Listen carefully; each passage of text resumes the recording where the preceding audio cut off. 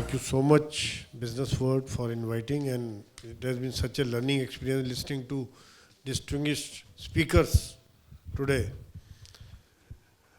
And the topic for us, for the discussion is impact of geopolitics on security businesses. In fact, since I am ex-army, and most of us are, and I've been coming on TV channels, and I've been discussing on geopolitics and international affairs and the impact on the globe due to various wars. We know what is happening at present. On one side there is Russia, Ukraine. In the Middle East has been always is burning like anything and everything. Israel, Gaza has happened since October. But before that, we do not know who is fighting in Syria with whom. In Iraq, what is happening. There are governments supported by Iran and Russia, but there are American bases there. So in Middle East, in every country, more or less, most of the countries, something or other is happening. We know what is happening in Yemen, the Houthis are active. In the Red Sea, they are created such an havoc of attacking on the shipping, commercial shippings, and which is causing a big problem across the globe. Then we also know the expansionist philosophy of China. What are they doing in South China Sea? The countries around them, China, Taiwan, we know what is happening in North Korea. A lot of things across the globe are happening and which are having a great impact on economy, on the security sphere, and on the thought processes of the people. What was happening earlier? The NATO was sort of disintegrating, but because Russia, Ukraine, they have united together, and there are a lot of security expenditures have gone up. Similar thing has happened in Middle East. All these wars, all these operations affect a lot. Now, if you see the present war is not being fought on the fronts only. There's cyber attacks. They are trying to create a law and order problem in the rear. There are terrorist attacks. There are social media is very active, which plays with your mind. So the economy is wrecked. The sanctions are imposed. So there are many facets of the warfare today, which has a bearing on our security. If there are cyber attacks, naturally, we got to think of the cyber security. If there are terrorist attacks, we think of the physical security and other means, CCTVs and other instruments. So, all these things, when we talk of different means of warfare, suppose we talk of the terrorist attacks. Imagine, in India, in 2022, we lost 169,000 people in road accidents. It doesn't make much news. Unless some VIP dies or some big accident, rail accident or something like that takes place. But 169,000, that means 463 people dying every day and 20 people dying every hour. That is the cause of deaths which are happening in India. But in 26/11, over a period of 3 days, 166 people lost their lives. And it has a tremendous impact on us. Tremendous impact on the thought process, the way we think, on the security apparatus, on the security systems. Because that is what the terrorists want. That is what the militants want. That if they play with the psyche, they play with the mind. And after that, the kind of expenditures which have gone up. Now, every restaurant you find a guard, every MNCs, every society, every offices, in industrial infrastructure. So the expenditure had gone so much high that government is now working on the hybrid mode of security. Because they could not afford so much of expenditure on CISF and other police paraphernalia. We know that hybrid mode of security on the airports, Brigadier had also covered aviation security and all, and on the metros and number of other PSUs are there where private security industry is going and is joining and becoming part of the overall security, because we are part and parcel of the overall security plan of the government anywhere and everywhere, and we are the first responder. Imagine in the same thing what I would like to highlight here, in the US after 9/11, where they had lost around 2,977 people, the expenditure had gone up by 235 billion, had gone up by $165 billion. $165 billion expenditure has gone up because of security. That means that there is so much of demand on the security, private security industries there. So we, as with all these incidents, all these geopolitics, has an impact. It has a challenges for us, for the private security industry, private security businesses, and it also gives us an opportunity. How can we work together and think on global level, because the global market was $235 billion last year, and it is growing at the rate of about 7 to 8%, and in India it is growing at the rate of 20%.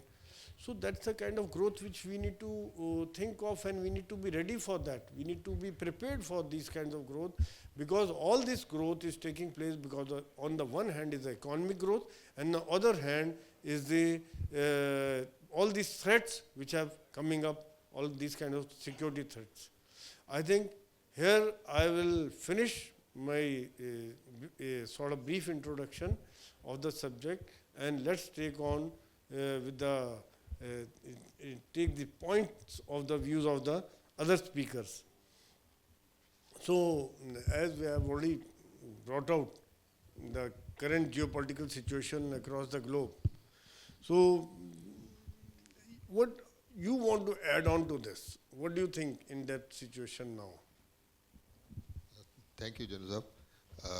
Good evening, ladies and gentlemen.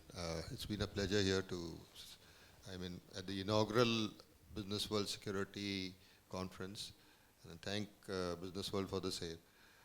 Like you were saying, Jyotsana, that there are a lot of things that are involved in a geopolitical situation. It starts at the level which is within a particular country first, and together number of countries form a regional space. The regional space then again forms into another global space. So keeping that in mind, there are a number of things that influence this. It encompasses a whole lot of other things also. The first thing is territorial disputes which happen. Territorial disputes can happen within the country, like what is happening.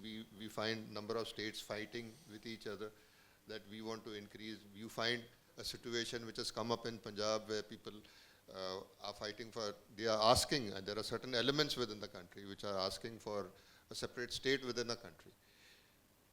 Then there are rising powers that are happening, right? There are rising powers like China. Of course, I'll come to China later on, because China is a issue by itself, which I will discuss with you later on. And there are certain powers where are diminishing powers. You also spoke of the Middle East, right? The Middle East as well as Africa. These are two continents which probably we need to look at. Why I'm saying is Middle East is because of the type of conflicts that are there within, which are happening in those particular countries. Whether it is Saudi, whether it is Iran, whether it is all these places, whether it is Israel, and or whether it is the Hamas which is doing these attacks, right? So, and Africa, you have Sudan, you have Congo, you have so many other countries where you find a lot of these things. There is an economic situation also which happens because of these wars that are happening. Now, a country is dependent on another country for such particular aid. This leads to a humanitarian crisis also. There is a humanitarian crisis which is coming up. Attached to that, you have a refugee crisis which is coming up. People want to shift from one country to the other. You would have seen the mass evacuation of Muslims that happened during the Syria conflict, where they moved to Europe, they moved to and other countries also. So indirectly, economically, it affects that particular country also. Like it's like a family. You know, your family, you have 5 people. You have 3 or 4 more people coming in. Your budget goes haywire. So it's something like that. Attached to this is that you have, you know, other things which happen with this. There's a lot of human trafficking which is happening also, because people want to migrate from one particular country to the other country. So then there is an arms race which is coming up now, you know, within the geopolitical situation that is happening, country to country. How does funding happen? Drugs, narcotics. This is another market. South America is full of these drug mafias, and these countries are helping out other countries with the arms, right? In India also we have this, if you study the coast of Goa, Kerala at one point of time, Goa had Russians and you had Israelis also, right? The top part of Goa, which is the Arpora area, you have signs there which are written in Russian and as well as in Israeli also. So these are things which are happening within the sphere of us. The nations that are coming up and are going down, and then you have a larger crisis in times of, say, the Ukraine crisis which is happening. And NATO, Russia is on one side and NATO supporting it, like what you rightly said. So all these things have to be kept in mind before, it's a situation where anything can go out of hand. We've had presentations before this on airport security, and Captain Tyagi also spoke of, smart cities, where it is directly or indirectly connected to some sort of it. Mr. Harshvardhan also spoke on the certain topics which could be covered. So these are all very strategic topics which are covered, and these need to be, detailed down, because it encompasses the whole world actually. So this is what is my thought process on that. Thank you so much, Captain Collaco. Very well brought out. In fact, if you see right from beginning when we have heard different speakers, everything is so synced and everything is linked.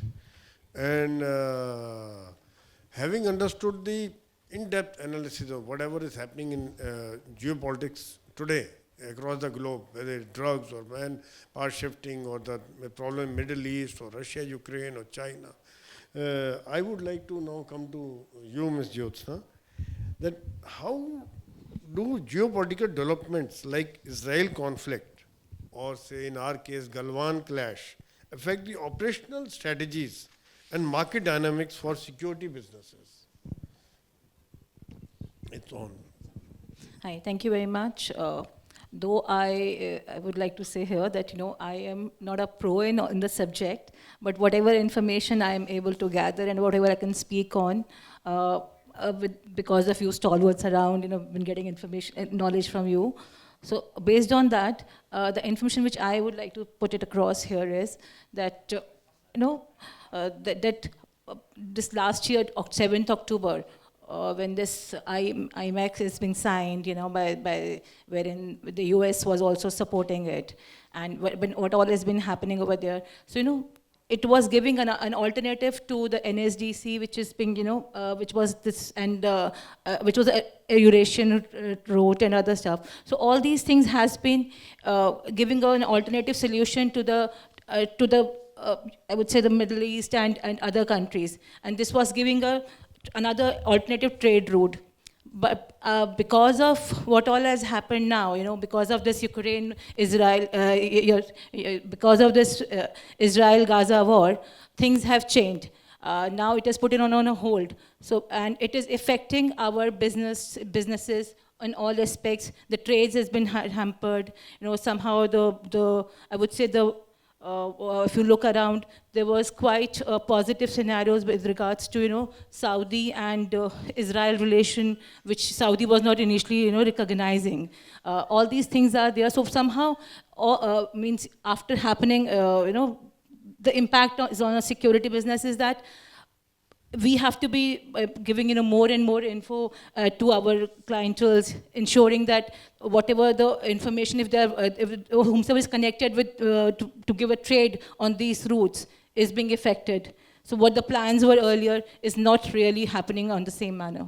Thank you so much, Jyotsana. In fact, the kind of situation which is that geopolitical situation which we have painted and we have discussed definitely increases the requirement of private security, and because government security, government police force is not sufficient in any country, the Western countries have been following it. I mean, they've been outsourcing the security, various security tasks to private security. In India, which I discussed during my initial talk, that we are going in for the hybrid mode, and it taken some baby steps, and we are going ahead. And now I'll be talking to Major Saurabh. Like, instead of being reactive, can we be proactive? I mean, what's the way we can be proactive? Say, I thought of, say, technology and intelligence gathering plays a mitigating geopolitical risk for security businesses. So, would you like to contribute something on these lines? Sure. Actually, it's a very good question. We've spoken, we've heard everything about the geopolitics, the impact. And I want to take it slightly behind, putting ourselves into the shoes of, let's say, an organization, right? And an organization, while functioning, looks at obviously business continuity, focuses on their internal operations and everything. And then it comes to the security, and we were talking about whether security is a cost center or, profit center or anything else associated with it. I think the critical part that starts with over here is the fact that security is not just looked as the first line of defense, but as security businesses, all of us act as responsible first line of businesses, right? And therefore, whatever decisions we are taking have to be from a background of, are we doing enough for the company to continue, relying on us? Having the confidence that, we're going to support them, or be able to, more importantly, handle a situation when this geopolitical impact develops and the need of the hour takes us in a direction where you want that support.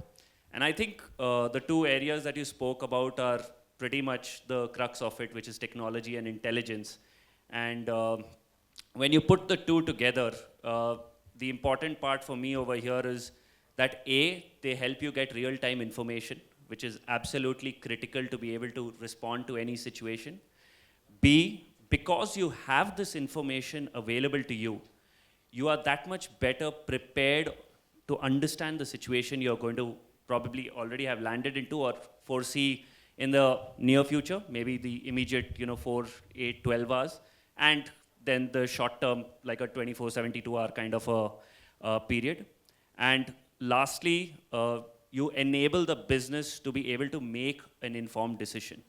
So this technology and intelligence gives you these three parameters, which then allows the business to know, okay, I'm relying on my security setup. The security businesses that are there are backing me up, but to what extent and beyond which, obviously the security can't keep doing everything for you, and your business will eventually get impacted depending upon the nature of incident. So you take a call consciously enough, whether we talk about terms like BAU and hybrid or work from home or whatever, right? And I think that's the influence and impact, if I can call it, that security businesses, help translate, transform, and act as the enabler for a business organization to pass it back. Thank you so much, Saurabh. In fact, absolutely rightly brought out. And I also feel that instead of being reactive, we got to think of what is happening in the world and be prepared for that. Like I've been hearing Kumar Vikram Singh, Chairman Capt, that what we did during COVID, I mean, in spite of all the catastrophe, in spite of all the problems, security industry was able to stand up to the challenge and was able to protect the country, protect the industry, protect the businesses, and also then ultimately the Home Ministry had to give the ESMA, brought it under ESMA. So we are quite dynamic. Security industry is very dynamic. And that's where probably I'll come to Mr. Harvindra, that what kind of risks which have been enumerated, we have already discussed a number of things.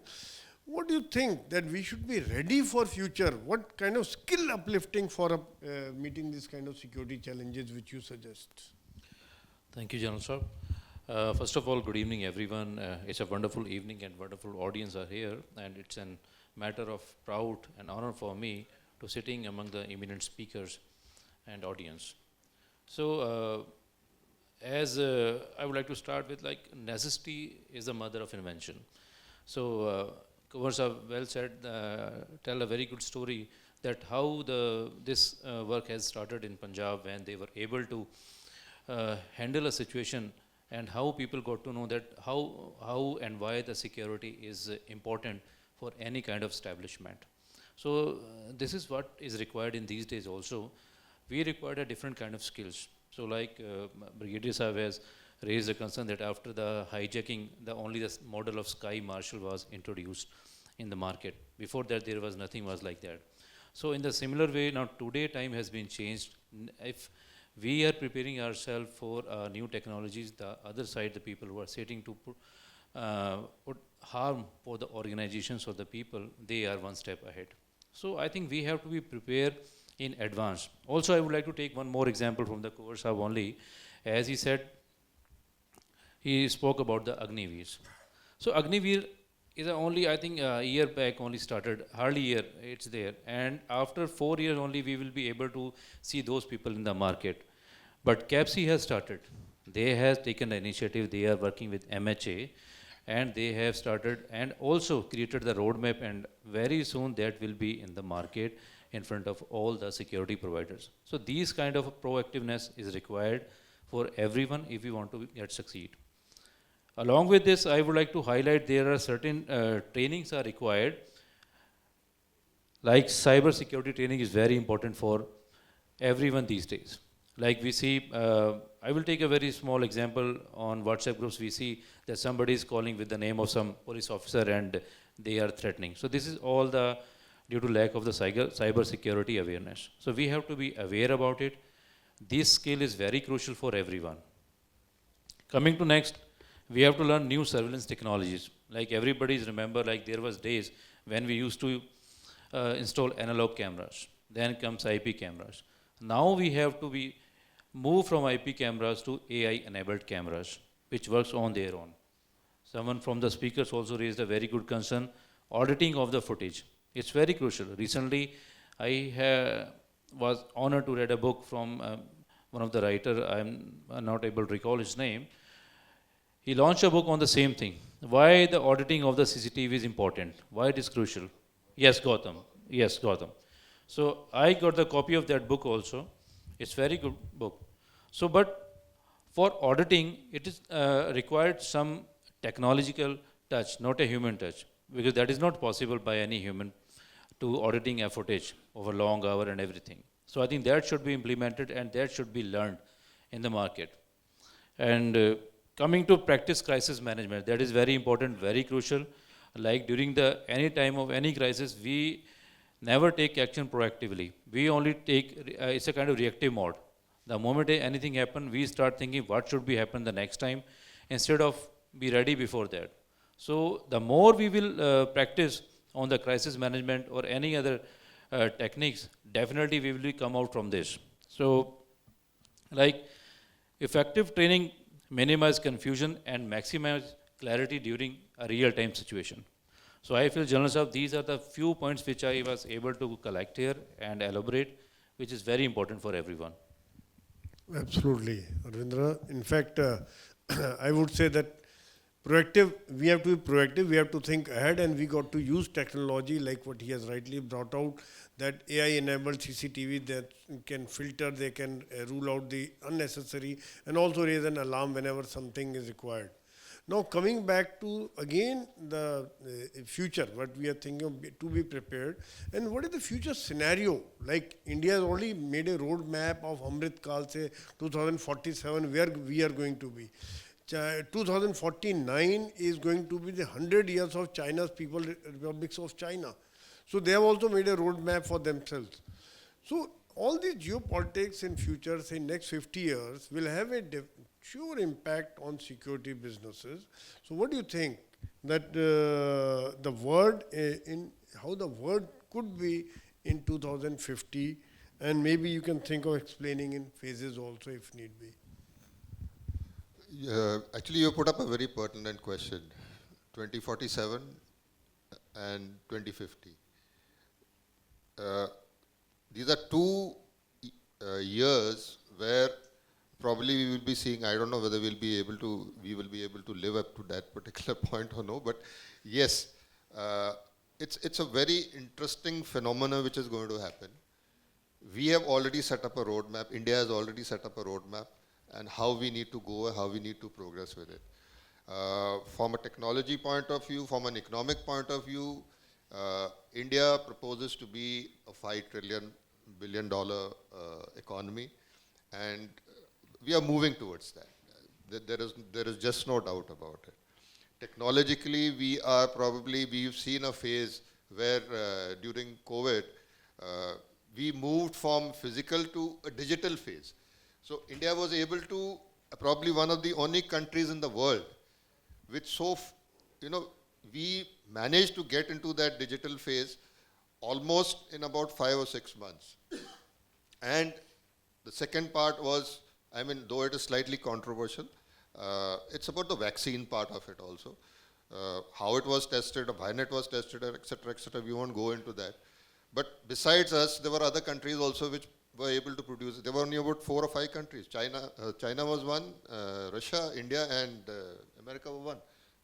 These were just the 5, 6 countries which were able to do it. So, from a technological point of view, from a medical care point of view, which is very important, these things happened in India.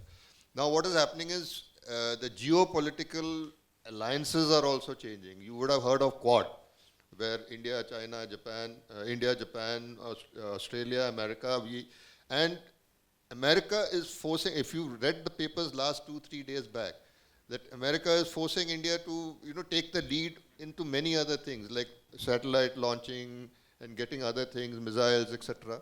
So these are important things which are happening. Now, taking a step back, I'm coming to what you spoke about China.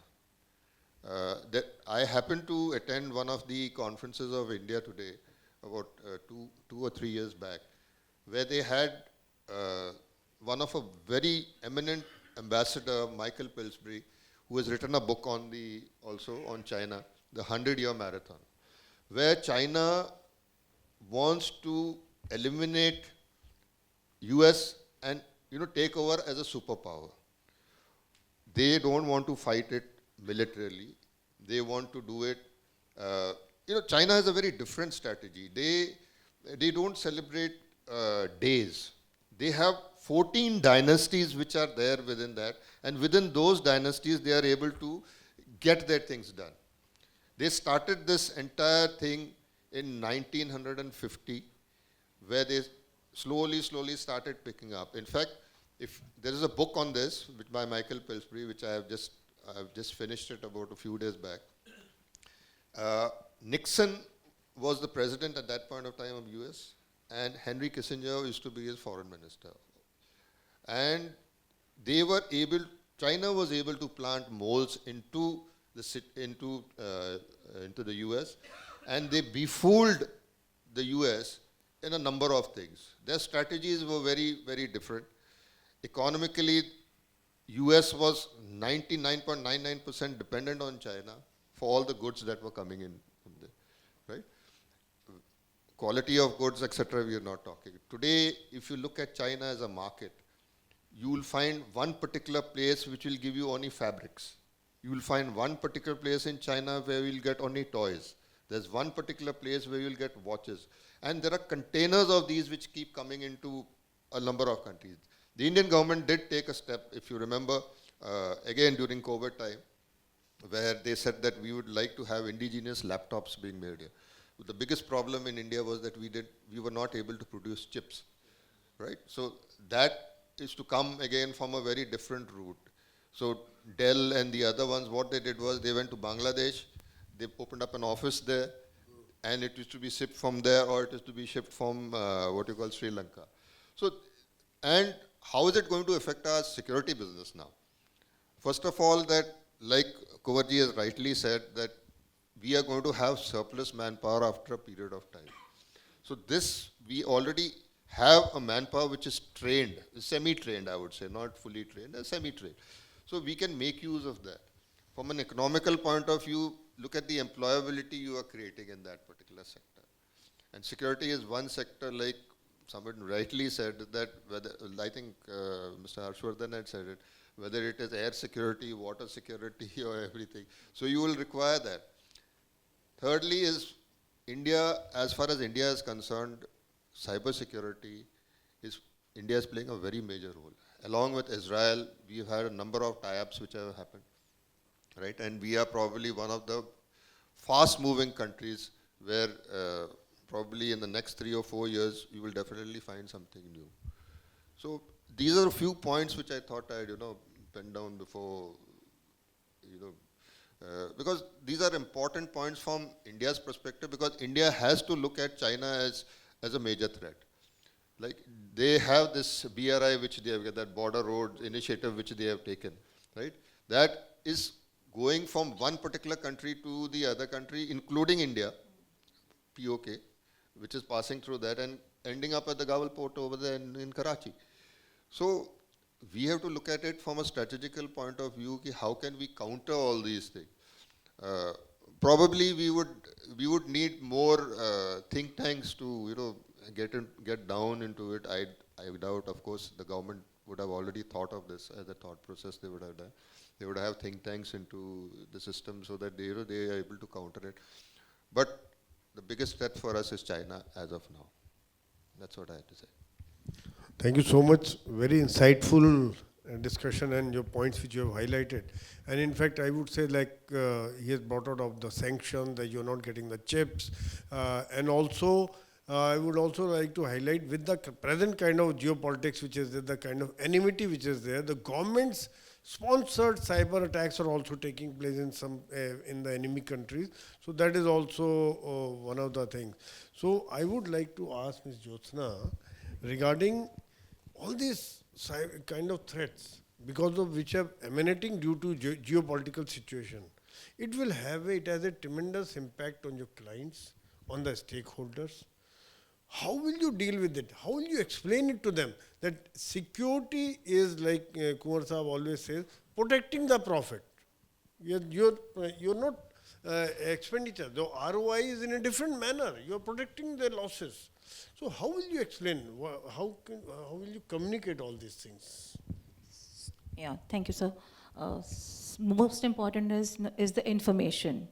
So the best, and so as a service provider, if we have to serve our clients, so the most information thing which we have to give is to share the information to them. We have to be transparent in whatever updates we get, whatever information we are getting it, trying to get certain, assessments from different places. Be transparent, provide a customized solutions, customized assessment, customized information which is required with regards to, in updating my clients, or updating the because every client has a different information, different set of requirement, and we have to customize the solution for them, and then the detailed risk assessment has to be done for the places, and along with that, the document needs to be prepared, help them to provide these kind of data, and as and when required, support them in getting certain sanctions or certain licensing with regards to giving it to, that's kind of support which I feel we as a service provider can provide. Absolutely right. We have to go deliberately. We got to explain it to the client, what kind of threats are there. And then only one by one all the points are covered. Then only they'll understand. At times they just, nahi, theek hai, aadmi lag gaye, bahut hai. No, And we got to customized solution is the way, what I would way. think. Right? And we got to be, as we have been talking, proactive, क्योंकि अगर सांप निकल गया बाद में लाठी मारते रहे तो कोई फायदा नहीं है. And timely information, yeah. Yeah. So being proactive, Saurabh, I'm coming to you now, is how can security business balance proactive risk management with the need to respond rapidly to sudden geopolitical changes? You see, 7th October happened all of a sudden. Israel was in a shock. They never thought of that this can happen in spite of all the high-tech fence and everything in place. So what kind of initiatives security businesses take today to strengthen their resilience against geopolitical risk. These kinds of sudden things, sudden developments which can take place. Yes, Saurabh. Thank you. So, this is again a very interesting question and something which I'm very fond of, closer to my heart as a consultant per se.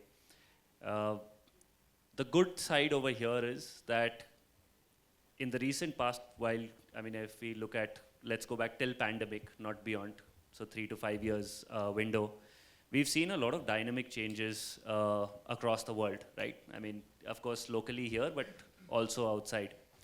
And the interesting thing is that obviously, like we always keep saying, it's not about guns, guards, gates kind of a situation. It is more about what each person innovates, how you look at the problem differently, and each of us as human beings, perceive the same problem differently because it's a different set of eye that we put on it. Now, interestingly, I think for me, in my personal opinion, is that there is now a necessity more than ever before that we start looking at how the innovation can come about.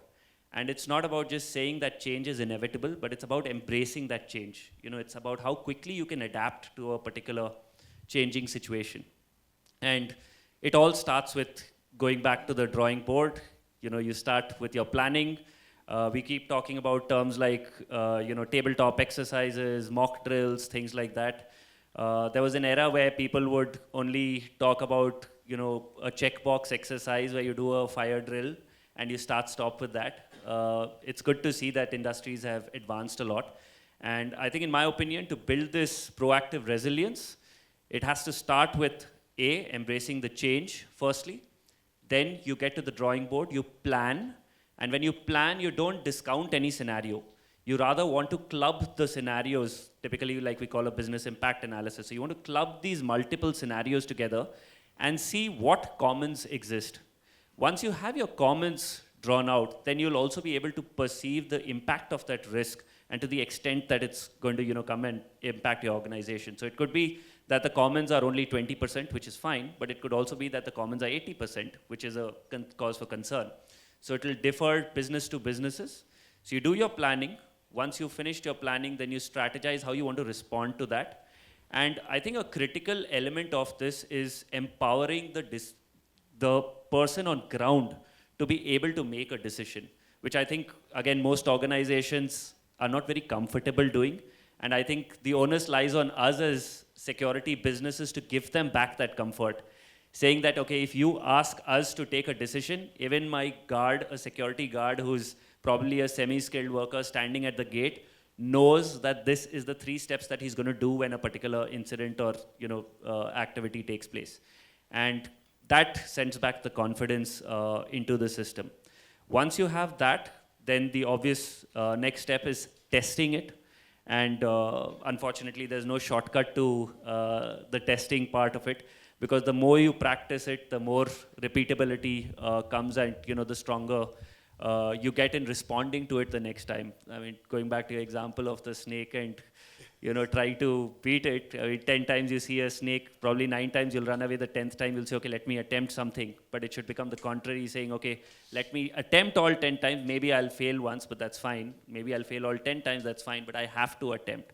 So I think, it's from embracing change, planning, instilling confidence, and then practice, till you are confident, and everyone is confident of your skills and capabilities as an individual and collectively as an organization. I'll add 2 other quick points here. One is collaboration. Yeah. It's not just about you independently operating, but it's about you taking all the stakeholders together, not just internal, but also external. It could be your neighbors, it could be other organizations in the business, it could be government machinery, any of them.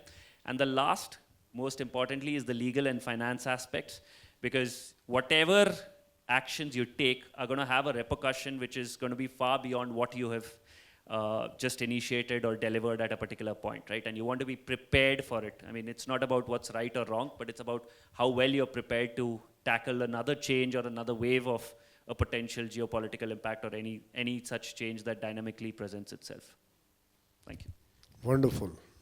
Very well covered. In fact, there are many things you have highlighted, and the kind of changes, and we got to be prepared, and the organization has to be ready, and I mean, besides geopolitical, the technology is also advancing so much, that changing so fast. We got to remain prepared for that. That is also, we can say, because of the geopolitical situation, the people work on the research and development, and we see that a lot of drone warfare and different kinds of warfares have come up. So it also has a impact. We got to be prepared. Now, what he has brought out, that the organizations have to be ready, and also we got to think of the, I would also like to highlight here from Kumar Sahab that Agniveers are available. We have a trained manpower. Only thing required is a brand building of our organization, so that we have to start thinking of global. Why the MNC should come to India? Why not Indian security companies become MNCs and provide the security across the globe? The kind of requirement, the kind of need which is there because of geopolitical situation, we can think of that, and that is where probably Harvindra, your organization ASIS has been training people. They're focusing on the training, they're focusing on the certification, they're very stringent. So how do you see that geopolitical landscape, that security business should be prepared in next 5 to 10 years? But like our times has been up, will not take much time. So I would like to add here, as Mahatma Gandhi said once, that future depends on what we do today. So in the similar way, we have to prepare ourselves also. All our service provider, all the security industry has to prepare accordingly. So I will take a very basic example which we have been faced in the past, our global pandemic. Everybody has gone through that time. The moment pandemic happened, nobody was ready what we have to do on ground. Our big industries, MNCs, IT companies, everybody has no idea what action has to be taken, because nobody was aware that this situation is going to be long lasting for almost 2 years. So that time everybody has done their own arrangements at the building only, at their location only. He tried to stop by giving some extra money or anything to the guards and security officers, to everybody, so that they can secure their buildings and equipments. So I think this is a major challenge. We have to learn from this lesson, and the companies has to be ready what steps should be taken in case the similar situation happens in future as well. So in my view, this is very critical. Coming to the next point, as you can see, there is a changing in the climate also. It's globally changing. So we have to work on that also. Everybody has to work on that how and we can provide a comfort to our security personnel who are deployed at the building, so that they can perform their duties as per the expectations of the client. This is one of the most critical. Because today you can see in the Gurgaon also recently a notification has been issued by the DM as well, that the people who are working outside, there are certain things has to be fulfilled by the clients. So we have to be prepared for those things also. Coming to next thing, the changes in the political side also. We can see there are many protests happens in India, anywhere, anytime. You cannot predict that. So we have to be prepared for that also, that our supply chain should not be hampered due to these kind of protests in anywhere. So that we have to find out the way also. And very interestingly, recently I was fortunate to be part of one of the roundtable conference conducted by the Lancers. So that time one of the point was raised, one of the security professional, that how we can predict if any problem is going to become, like now, right now we are dependent on the WhatsApp groups. It's very good that all the security professionals are the part of those groups, and they get the real-time updates also regarding any situation. If any problem comes up in Bangalore, Mumbai or anywhere, we get the real-time updates. But now point is this, how we can do things on our own. So for that, I think data analytics is very important. We have to collect the data, we have to review it. Somebody, any agency, we can take initiative, as Capt takes initiative every time, and basis on that, the reports can be launched. Yes, ASIS International launched such kind of reports also, but that is a global report. But if we talk about basis on our NCR in India, that should be happened at the local level also. So these are the few points from my side, General Sahab, which can be taken care by the service providers in future to making the future and building secure and safe. Thank you. Thank you so much, all of you, for giving very insightful views. a lot of information. And in case there are any questions, we can take on, or we can take on during drinks, because time is already up.